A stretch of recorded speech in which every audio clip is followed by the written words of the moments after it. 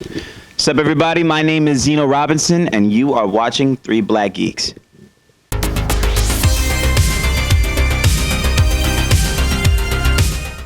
Hey, what's going on, guys? This is CJ at Otakon 2022, and we are here with Zeno Robinson. What's up? What's up? Good. How are you? Pretty good, pretty good. So, I had to get this out the way. So, obviously, you voicing Cyborg and Young Justice. Yeah. How much pressure was that coming behind Kari? A lot, actually. Actually, when I auditioned for it, I was like, I'm not gonna get this because they're gonna give it to Kari. Like, I was like, ain't no way, right? Yeah, and I was like, he's the guy. Like, he's Cyborg, so they're not gonna give this to me. And then they did, and not only did they give me Cyborg, then they made Kari play my dad, and I was like, oh, okay, like, yeah, no pressure at all. So, I definitely tried to like bring it 100% to it.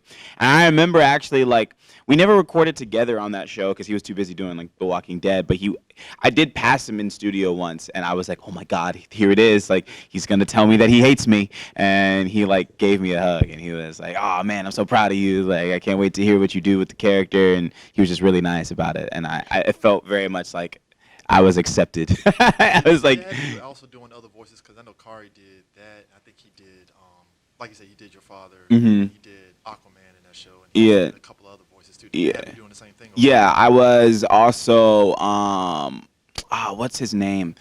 Steel. I was Steel. Oh, yeah, I was Steel, and I was I was actually one of the security guards that told Vic to calm down when he was going crazy. So yeah, I was going crazy, and then I was telling myself to chill out. And then I also played. There's this milestone villain called Holocaust. We kind of call him Holly because his name's pretty, and I played him, and so that was his first animated appearance. So and it was my first time being a milestone character because I love Static. I love all of Milestone. Kind of surreal, yeah. I think I talked to one of the creatives at DC and DC years ago. Yeah. It's surreal to see those characters, milestone characters, animated. So when you actually saw like Icon and all them. Yeah. And then they were like, "You're gonna play Holocaust." I was like, "What, me? Oh my gosh, really?" Like, wow. So yeah, so I played Holocaust too.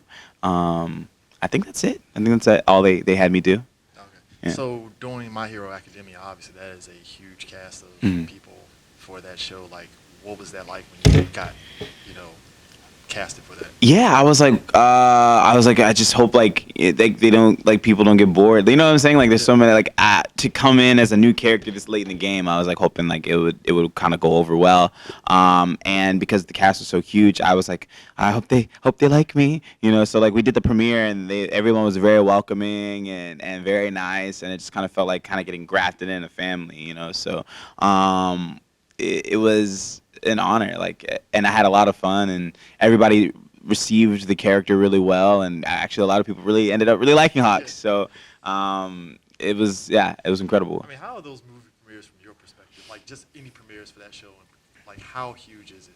They're pretty big, yeah. The first one especially was huge, and they turned like we went to, I don't know if that was the Chinese theater, but it was huge. It was at this crazy theater, and there was like fans, and I was like, it was my first time like signing things for people, and I mean it was wild. It was a wild night. Yeah, it was amazing. It was more than I thought it would be. Like I thought it was gonna be very simple, but it turned out to be like a huge premiere. Like there's celebrities there. It was crazy. Yeah, like I know like about, I'll say actually it was before the pandemic. I mean, there was like this big initiative online with like diversity with voice actors and stuff. So like from your perspective, how big is diversity with voice acting? Is it like really a big deal for you, or is it kind of like, it just depends on the part? For me personally, yeah, I'm a huge proponent for diversity. I mean, anybody will tell you, I think, if you like, I'm always arguing about it on Twitter, which I need to stop doing. But like, I'm always like big on, like, why can't this character be black, or what's wrong with this? I think the biggest example is like, I don't know if you're like a Percy Jackson fan, but but like the Annabeth is played by a black girl in the new show, and that took the internet by storm. And and I kind of was like, what's wrong with this? Like the creator himself is saying that this is the girl he picked to play his character that he came up with out of his own brain, and you're all trying to argue with him because she's not blonde and because she doesn't have blue eyes. Like you want her to.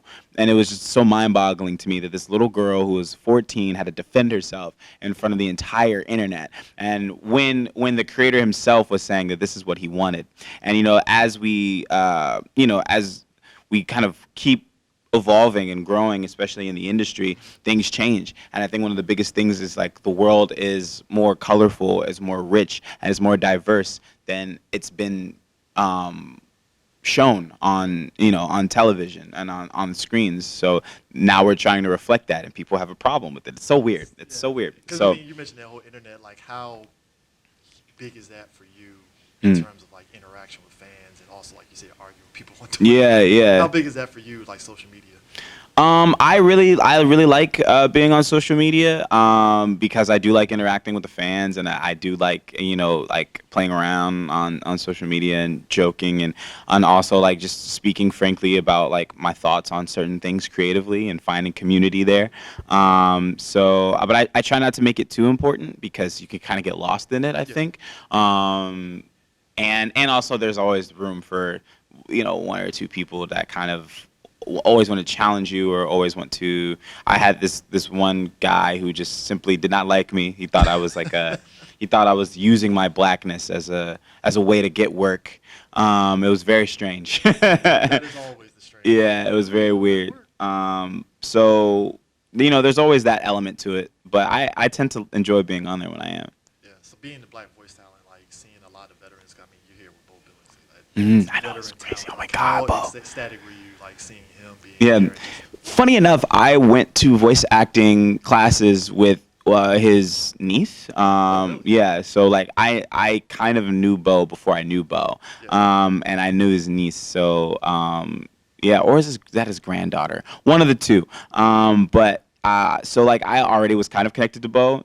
So like seeing him and it is my first time guesting at a con with him. So it's kind of like guesting with family a little bit. I mean, you're on Young Justice with Phil Lamar. Yeah, Like, Phil and Lamar. there's a ton more black talent on that show. Yeah, too, as well. yeah. So I mean, but also going back to Young Justice real quick, like, was there any point in time where you actually were in the booth with other people? Or was it just separate? Yeah, no, the craziest day I think on Young Justice was one of the first group records I did because I had to catch up. Everybody was kind of farther ahead of me by the time they had cast me as Cyborg. So when I caught up and I did my first group recording, I believe it was Jason Spizak, who's Kid Flash, but he was playing Forager, and Eric Lopez, I think, was there, and he was Blue Beetle.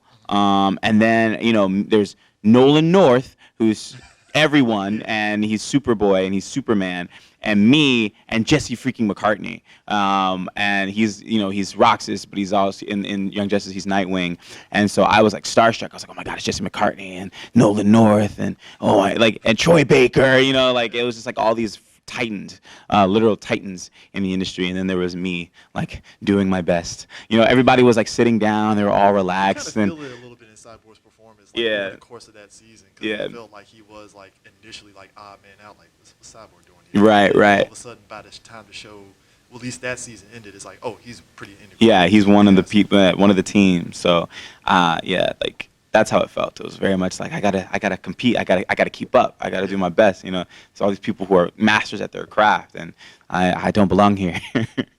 Lastly, being on the convention circuit, like how has that been for you from like the time you started doing voice acting up to today? It's been crazy. I never thought I'd do this much traveling in my life. I haven't done, prior to last year, I hadn't really traveled outside of California, LA, save for a couple times. So being on the convention circuit has been wild. It's been great meeting all kinds of people, seeing new places, eating new things. I've been having a lot of fun. It's a little tiring, but I've been having a really great time. All right, cool. Well, I appreciate you taking the time to talk to us. Oh, of course. I appreciate you. We'll catch you guys later. Peace out.